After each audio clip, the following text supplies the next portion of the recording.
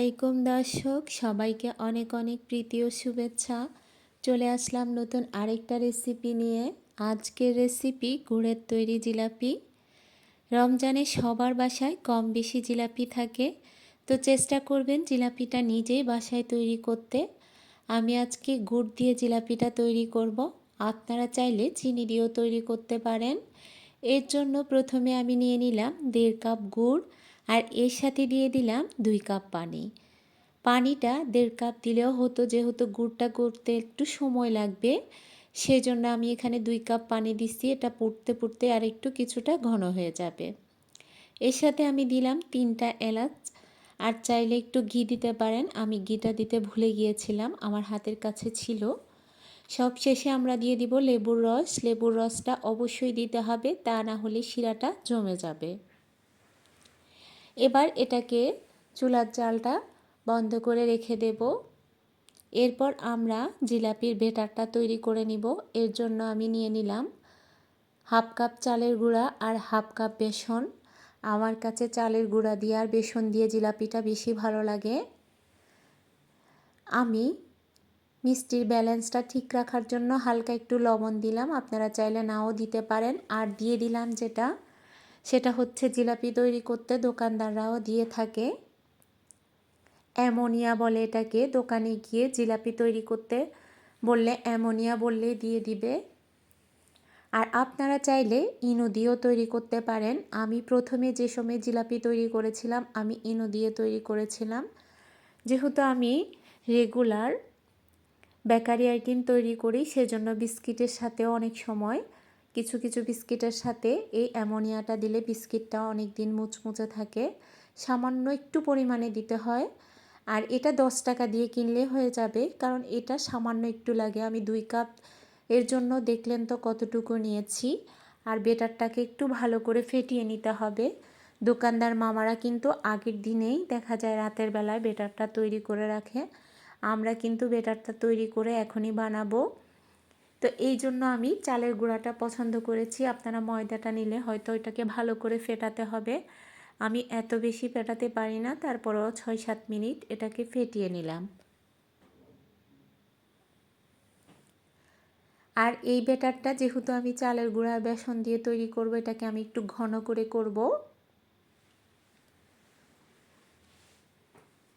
দেখুন ব্যাটারটা তৈরি হয়ে গেছে, এটা ঘনত্বটা দেখে বুঝতে পেরেছেন। আমি এবার একটা পাইপিং ব্যাগে ঢুকিয়ে নেব। এর জন্য আমি 2টা পাইপিং ব্যাগ ইউজ করব, যেন চাপ দিলে ব্যাগটা ফেটে না যায়, সেফটির জন্য। এবার এর ভিতরে ব্যাটারটা নিয়ে নেব।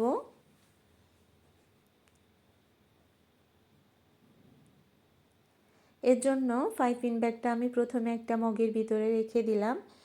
এরপরে এর মধ্যে ব্যাটারটা নিয়ে নিব। খুব সহজে জিলাপিটা তৈরি করা যায়, হয়তো অতটা সুন্দর হয় না। আমি অত বেশি পেঁচিয়ে তৈরি করতে পারি না, তো সুন্দর হয় না, কিন্তু জিলাপি হয় পারফেক্ট জিলাপি। আপনারা চাইলে এই জিলাপির রেসিপিটা দেখে তৈরি করে নিতে পারেন। হয়তো দেখতে সুন্দর হবে না, আর যারা পারেন তারা তো অনেক সুন্দর পারেন, তাদের জন্য আমার আজকের এই রেসিপিটা না। যারা সম্পূর্ণ নতুন আছেন, আমার রেসিপিটা তাদের জন্য। খুব সহজে চাইলে এভাবে বাসায় জিলাপিটা তৈরি করা যায়, এতে জিলাপিটা স্বাস্থ্যকর হয়। যেহেতু এখন রমজান, প্রত্যেক দিনই চাইলে জিলাপিটা অনেকে তৈরি করেন বাসায়, সেজন্য চাইলে একটু জিলাপির আমি যেই শিরাটা করেছি, আপনারা চাইলে আরও একটু বেশি তৈরি করতে পারেন। আমি যে ব্যাটারটা তৈরি করলাম, এটা দিয়ে অনেকগুলো জিলাপি হবে, 1 কেজি চাইতে বেশি হবে। দেখুন আমি আপনাদেরকে আগেই বলেছি, আমি হয়তো অত সুন্দর জিলাপির প্যাঁচ দিতে পারি না, এত সুন্দর হয় না, কিন্তু জিলাপি তো পারফেক্ট হয়।